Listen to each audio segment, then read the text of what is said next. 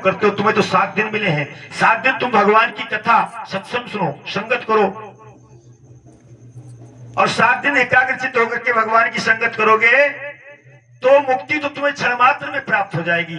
तुम्हारे हृदय रूपी मंदिर में चाहे कितने ही दिनों का अंधकार क्यों ना भरा हुआ हो, लेकिन जब ज्ञान की ज्योति प्रकट होगी ना तो क्षण मात्र में अंधेरा दूर हो जाएगा और तुम्हें अपने स्वरूप का बोध हो जाएगा। इसलिए आप भाव भक्ति के साथ, श्रद्धा के साथ कथा को श्रवण करो। 7 दिन में तुमको सत्संग सुनाऊंगा और तुम सत्संग श्रवण करो, मुक्ति तो तुम्हें क्षण मात्र में प्राप्त हो जाएगी। कहने लगे सुखदेव महाराज राजा परीक्षित से, राजन मैं तुमको एक बात सुनाता हूं। त्रेता युग में श्री राम के पूर्वज एक खंडवाहक राजा हुए थे। बड़े पराक्रमी थे, बड़े बलवान थे, बड़े सूरवीर थे। देवता और दैत्यों का युद्ध हुआ था तो दैत्यों ने देवताओं को पराजित कर दिया था। देवता हारने लगे, हाहाकार करने लगे, तो देवताओं ने आकर के खंडवाहक राजा से सहायता मांगी। तो खंडवाहक राजा देवताओं की तरफ से युद्ध करने के चले गए और उन्होंने असुरों को मार काट करके गिरा दिया और उनका सारा धन माल एकत्रित कर लिया और वो सारा धन माल एकत्रित करके सभी देवताओं को वितरण कर दिया। इतने बड़े त्यागी राजा थे। तो सभी देवता उनके पराक्रम को देख करके खुश हो गए और कहने लगे, राजन तुम जो कुछ भी हमसे मांगना चाहो तो मांग सकते हो। तो खंडवाहक राजा कहने लगे, पहले हमको ये बताओ कि मेरी उम्र कितनी है। पहले मुझको ये बताइए कि मेरी उम्र कितनी है। जब उम्र का विचार लगाया गया तो सभी देवी देवता कहने लगे, तुम्हारी उम्र केवल 2 घड़ी की है।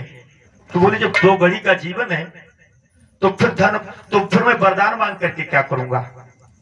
मुझे क्या चाहिए, मैं क्या मांगू? जब मेरी 2 घड़ी का ही जीवन है। हेलो, नाम बता देना। गुप्त दान महादान भगवान हमेशा करते रहे कल्याण, और भक्त जाने जाने भगवान, क्योंकि ये है गुप्त दान। लखनाथ भगवान की और सच्ची सरकार की। तो खड़वाहक राजा कहने लगे कि पहले मुझको ये बताओ मेरी उम्र कितनी। बोले, उम्र तो 2 घड़ी की रह गई, तुम्हारा जीवन 2 घड़ी का है। बोले, जब 2 घड़ी का जीवन है, बेटिया नाम बताओ। आदित्य किस मुद्रा प्रभु कथा में अर्पित करते भगवान खुशहाल करें, निहाल करें, भोला भंडार भरे। प्रेम सूर्य लखनाथ भगवान की, बोलो सच्ची सरकार की। Hello check, hello my testing, hello. तो खड़वाहक राजा बोले, अगर मेरी 2 घड़ी का जीवन रह गया है तो उन्होंने अपना सर्वस्व दान कर दिया, सब संत महापुरुषों को दान कर दिया और सर्वस्व दान देकर के 2 घड़ी का जीवन उन्होंने परमात्मा के ध्यान में लगा दिया और 2 घड़ी में हुई उन्होंने अपनी परम गति को प्राप्त कर लिया, मोक्ष को प्राप्त कर लिया। तो जब सर्वस्व उन्होंने त्याग करके परमात्मा के हो गए 2 घड़ी में, तो उन्हें 2 घड़ी में मुक्ति मिल गई। तुम्हें तो 7 दिन मिले हुए हैं, राजन तुम चिंता क्यों करते हो?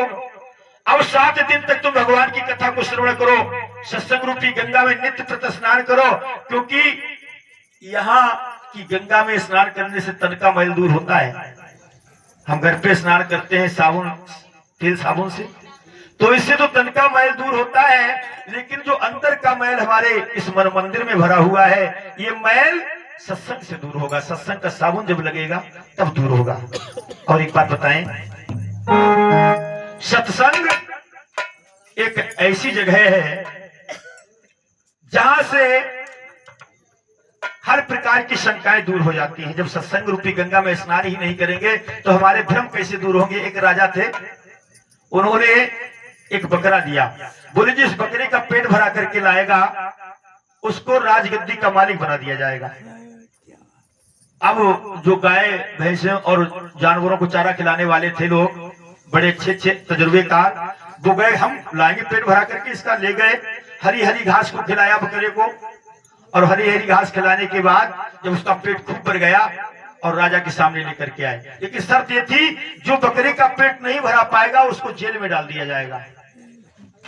और बकरे लाए, बोले राजा साहब हम बकरी का पेट भरा लाए। बोले भरा लाए? बोले हाँ।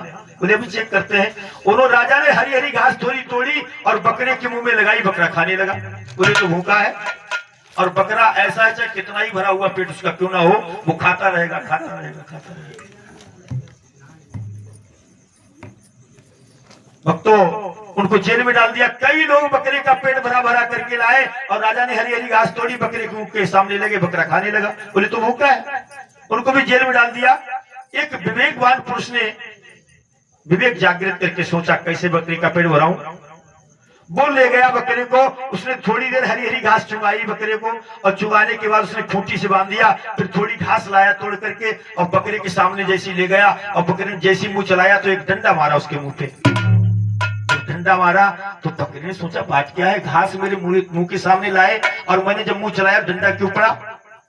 फिर खोल करके ले गया चराने के लिए, बकरा चरने लगा, कोई दिक्कत नहीं। फिर खूंटी से बांधा, फिर हरी हरी घास लाए और बकरे के मुंह के सामने लगाई और बकरे ने जैसी मुंह चलाने का प्रयास किया तो एक डंडा मारा मुंह पे।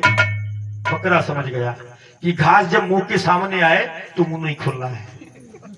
तीसरी बार में जब घास तोड़ करके लाया बकरे के मुंह के सामने की तो बकरे ने मुंह तो बंद किया लेकिन आंखें भी बंद कर ली, घास को देखा ही नहीं। अब बहुत तेरा उसके मुंह में लगाए घास, लेकिन बकरे ने ऐसी दांती मीच ली कि बिल्कुल चाबी नहीं खोली और जैसे खोल के चराने लगे तो चलने लगा, कोई दिक्कत नहीं।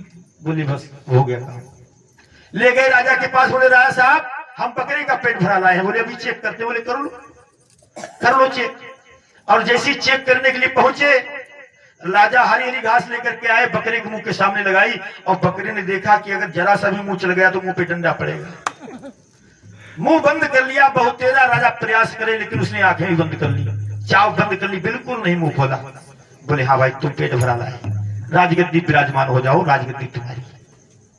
समझ गए होंगे बकरा कौन है? ये बकरा हमारा मन है, ये बकरा हमारा मन है।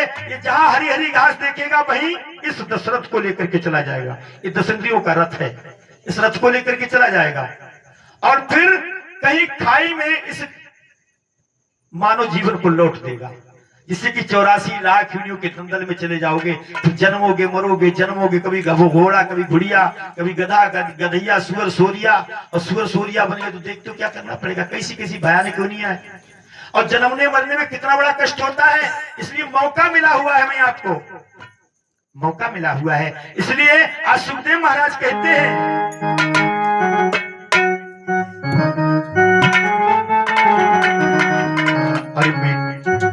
मिटाले मैल अरे नादान, मिले मन मंदिर में भगवान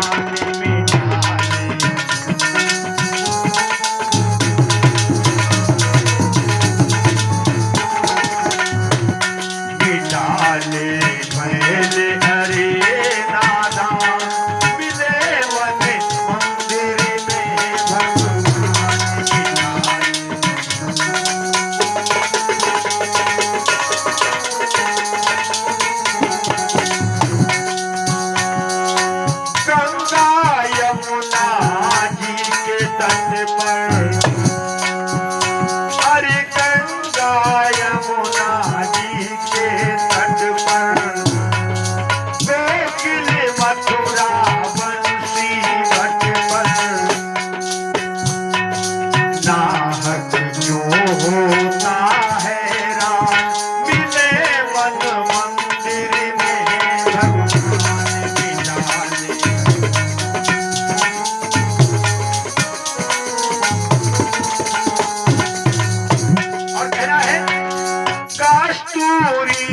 की नाभि में, क्या बात है मास्टर? कस्तूरी मृग की नाभि में होती है और उसे खुशबू आती है उस कस्तूरी की, तो वो सोचता है कस्तूरी कहां से आ रही है मृग, तो वन में भागता घूमता है, खुशबू को ढूंढता है, कभी कुछ सूंघता है कभी कुछ सूंघता है, लेकिन उसको ये पता ही नहीं लगता कि मेरी नाभि से सुगंध आ रही है। तो होता क्या है, कस्तूरी मृग की नाभि में, अरे मूरत ढोले वन झाड़ी में, होता मटक मटक निज ताल, मिले वन मंदिर में